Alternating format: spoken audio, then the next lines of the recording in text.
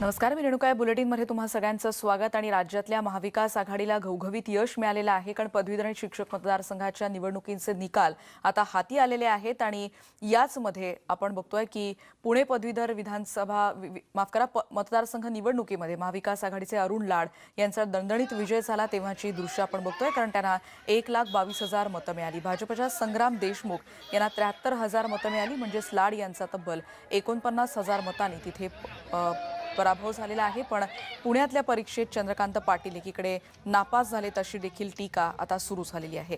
नितीन राऊत आता आपल्या सोबत आहे, त्यांच्याकडे आपण थेट जातोय. नितीन राऊत, आपण मगाशी जसं म्हणत होतो की यामध्ये भाजपच्या पराभवाची कोणती मोठी कारणं तुम्हाला जाणवत आहेत? कारण एकीकडे जसं मुनगंटीवारांनी प्रतिक्रिया दिली की आम्ही बेसावध राहिलेलो होतो. नाही, खरं म्हणजे त्यांनी तशी प्रतिक्रिया देऊ नये. आतापर्यंतचा आमचा जो अनुभव आहे नागपूरच्या निवडणुकीच्या बद्दलचा, तो अनुभव असा आहे की मतदार बनवण्याचं काम सुद्धा RSSचे स्वयंसेवक करतात. आणि या लोकांनी सांगितलं की आमचे बूथ खूप म्हणजे स्ट्रॉंग आहेत. बूथ कमिट्या आमच्या अत्यंत यशस्वीरित्या आम्ही बनवलेल्या आहेत. आणि बूथ कमिट्यांमध्ये 50 कमिटी आम्ही बनवलेली आहे त्या ठिकाणी. तर इतकी यंत्रणा त्या ठिकाणी असताना त्यांनी जर मतदार नोंदणी प्रॉपर केलेली नाही असं जर ते म्हणत असतील तर कुठंतरी त्यांचं चुकतं आहे. कारण इथली निवडणूक ही सोपी नाही आहे. राष्ट्रीय स्वयंसेवक संघाचं मुख्यालय या ठिकाणी आहे. आणि ते असताना केंद्रीय मंत्री नितीन गडकरी तिथले जबाबदार नेते आणि त्यांचा पूर्वीचा मतदारसंघ राहिलेला मतदारसंघ, त्यानंतर देवेंद्र फडणवीस यांचे वडील गंगाधर पंत सुद्धा या ठिकाणी आमदार म्हणून या विधान परिषदेवर या ठिकाणून अनेकदा निवडून गेलेले आहेत. त्यामुळं ते या ठिकाणी आहेत. सुधीर मुनगंटीवारांसारखे मोठे नेते, चंद्रशेखर बावनकुळेंसारखे मोठे नेते ओबीसीचे, हे सगळं असताना बेसावधपणा कुठं दिसतो असं मला समजत नाही. परंतु निश्चितच त्यांनी आपलं आत्मपरीक्षण करावं. परंतु या निवडणुकीमध्ये आपण एक लक्षात घेतलं पाहिजे की काँग्रेस पक्षानं निवडणुकीचा अर्ज सादर करत असताना स्वतः काँग्रेसचे प्रांताध्यक्ष बाळासाहेब थोरात त्या ठिकाणी आलेत. त्यांनी बैठका घेतल्यात. सगळ्या नेत्यांना जोडण्याचं आणि एकत्रित आणण्याचं काम त्या ठिकाणी केलं. माझ्यावर जबाबदारी सोपवली कार्याध्यक्ष या नात्याने पूर्व विदर्भाचा, पालकमंत्री या नात्याने नागपूरची जबाबदारी माझ्यावर होती. आणि आम्ही कुठेही आमचा संयम सोडला नाही. आमची शिस्त कायम ठेवली. आमचा एकोपा त्या ठिकाणी कायम ठेवला. आणि सर्व नेत्यांना सोबत घेऊन एकत्रितपणे काम करण्याचं त्या ठिकाणी आम्ही केलं.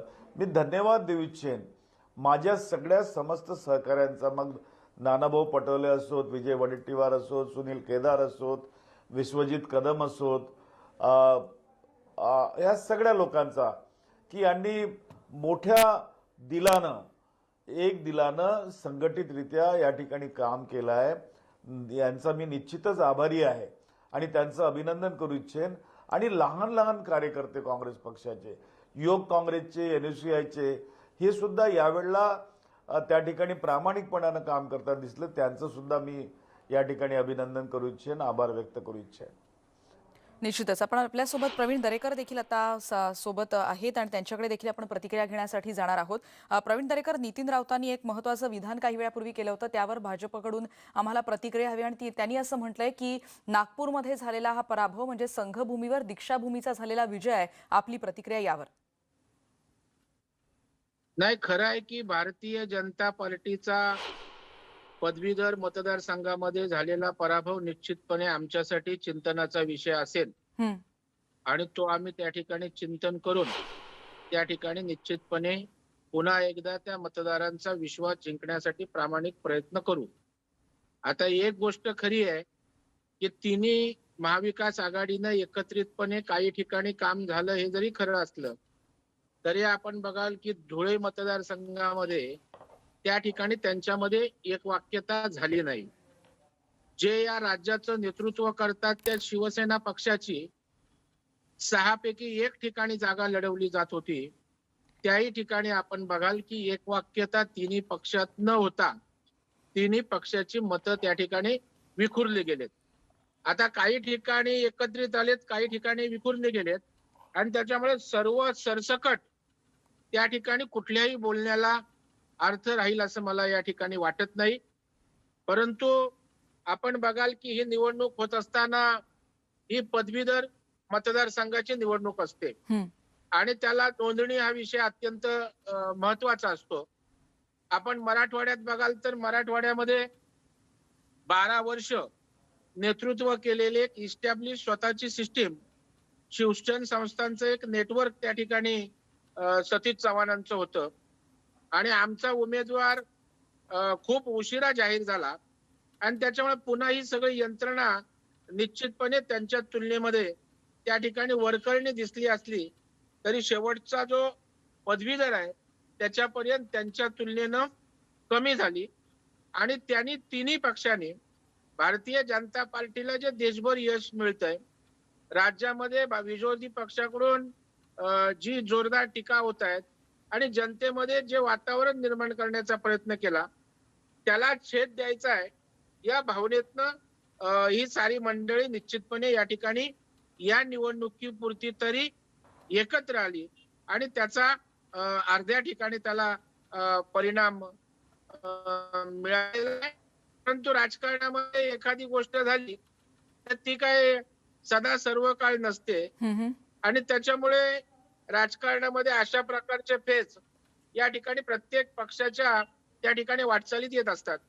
काँग्रेसचे तर किती दयनीय स्थिती या ठिकाणी देशभर झालेली आपण पाहिलेली आहे.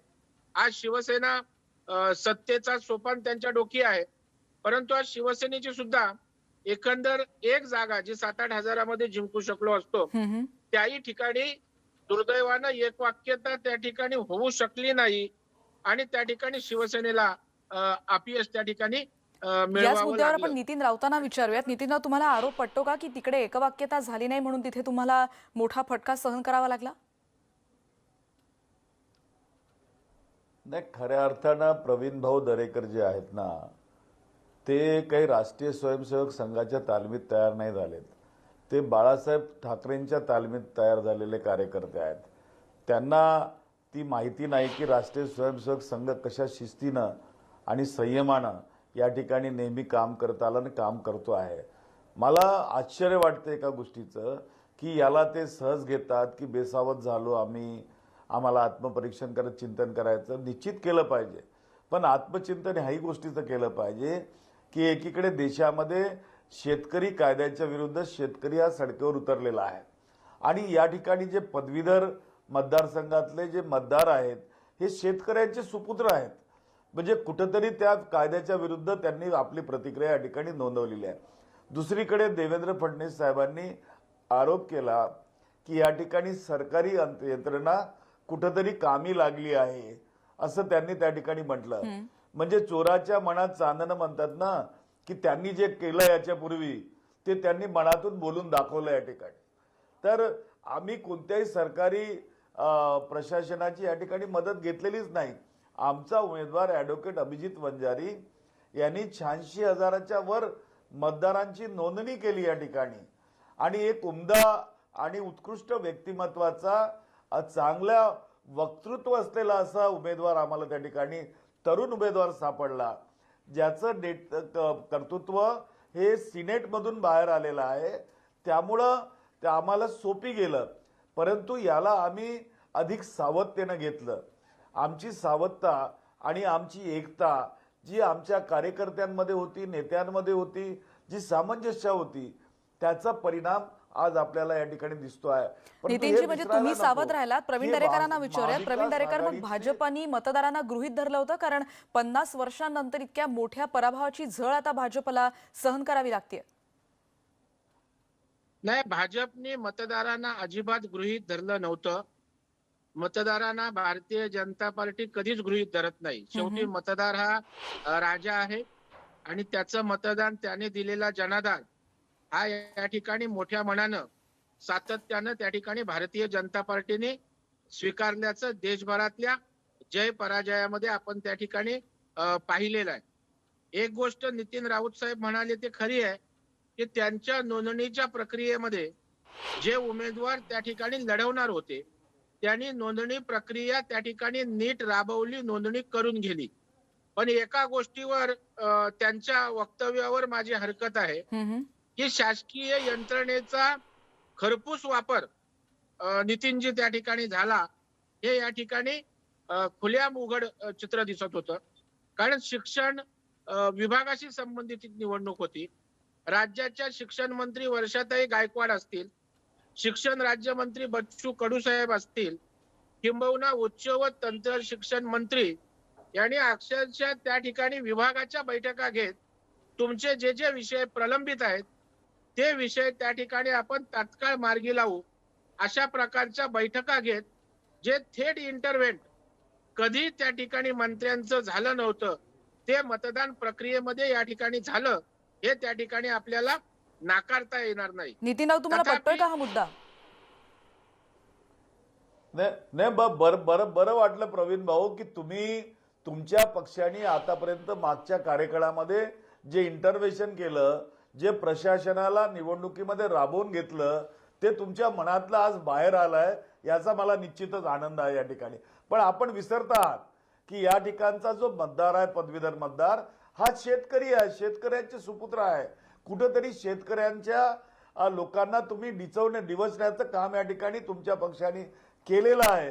त्यामुळे तुम्हाला पराभवाला सामोरं जावं लागतं. दुसरा महत्वाचा विषय असा आहे की राष्ट्रीय स्वयंसेवक संघ असो किंवा नितीन गडकरी सारखे नेते असो किंवा देवेंद्र फडणवीस सारखे नेते असो, सुधीर मुनगंटीवार सारखे नेते असो, चंद्रशेखर बावनकुळे सारखे नेते असो, तुम्ही स्वतः त्या ठिकाणी गेले होते प्रचाराला.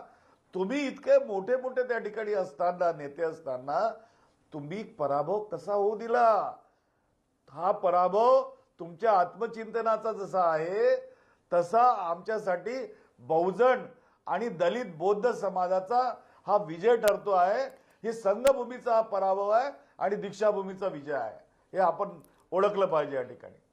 नितीन राऊत, आपण पुन्हा एकदा प्रवीण दरेकरांकडे जाण्याचा प्रयत्न करतोय, पण सध्या त्यांच्याशी संपर्क होऊ शकत नाही. त्यांना आपण पुन्हा एकदा कनेक्ट करण्याचा प्रयत्न करतोय. पण नितीन राऊत, आपण म्हणू शकतो का की ही एक प्रातिनिधिक किंवा ही सांकेतिक कदाचित प्रतिक्रिया असेल मतदारांची, येणाऱ्या काळामध्ये भाजपला आणखीन मतदारांना गृहीत न धरता, म्हणजे ते जरी म्हणत असले की गृहीत न धरता, पण कदाचित बेसावध राहिल्याचा त्यांना हा फटका बसलाय, कदाचित हे एक सांकेतिक रिॲक्शन आहे असं म्हणता येईल?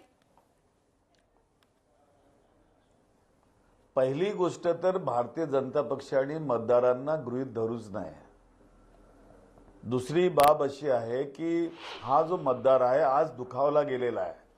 याची कारणं जर आपण शोधून जर काढली तर भारतीय जनता पक्षानं वीज माफीच्यावरून या ठिकाणी आंदोलन केलं, मनसेने या ठिकाणी आंदोलन केलं वीज माफीवरून, आणि त्यावर जनतेच्या ज्या प्रतिक्रिया आल्यात त्या जनतेने महाविकास आघाडीच्या सरकारवर आणि मुख्यमंत्र्यांवर आपला विश्वास दाखवलेला आहे.